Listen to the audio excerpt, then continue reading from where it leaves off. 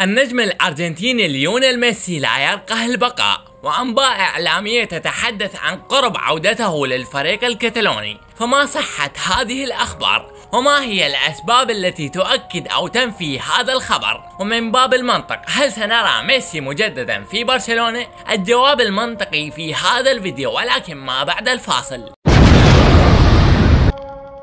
السلام عليكم ورحمة الله وبركاته. انتشرت في الآونة الأخيرة عديد الأخبار من شتى الصحف ومواقع التواصل التي مفادها وجوهرها أن ميسي لا يريد التجديد مع النادي الباريسي، وبالجانب المقابل المسؤولين الكتالونيين بشحمهم ولحمهم مستغربين من هذه الأنباء، واصفين عودة ميسي بالمستحيلة. ومن وجهة نظري الشخصية أراها صعبة بوجود بعض الموانع. تعال أوضحها لك. مبدئيا، المبالغ التي صرفت وستصرف لأجل ميسي في باريس قد لا يحصل على نصفها في برشلونة.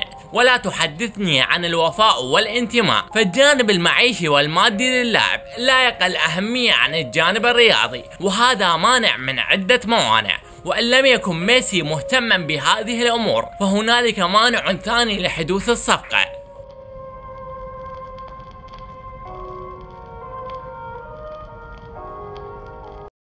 من الجانب المقابل، الإدارة الباريسية متمسكة وبقوة باللاعب، فمثل ما اللاعب مستفيد ماديا من النادي، بالمقابل النادي مستفيد من اللاعب بأضعاف مضاعفة للمبلغ اللي يتقاضاه.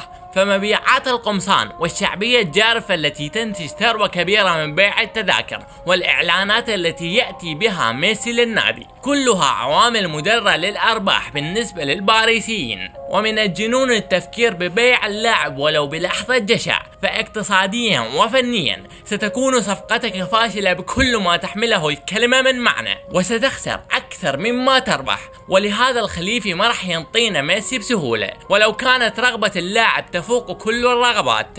فكلنا شهدنا كيف جعل مبابي يستغني عن تحقيق حلم الطفولة مقابل القليل من الأموال القطرية وبعض المناصب الإدارية. فما الدافع الكبير الذي سيدفع إدارة النادي الباريسي وليونيل ميسي ذات نفسه على هذا الانتقال؟ وما الذي سيجعل لابورتا يفكر بحذو هذه الخطوة وسط النكبات الاقتصادية التي نهشت أساس القلعة الكتالونية؟ صعيبة يا أخوان. منطقيا هذا السيناريو صعب الحدوث، ولكن في عالم المستديرة كل شيء ممكن، وفي ليلة وضحاها يخلق الله ما لا تعلمون. فمن الممكن أن تتغير الرغبات، ومن الممكن أن يفكر الخليفي في المستقبل بدلا من الحاضر، من خلال استقطاب أحد المواهب الشابة لخدمة الفريق في قادم السنوات.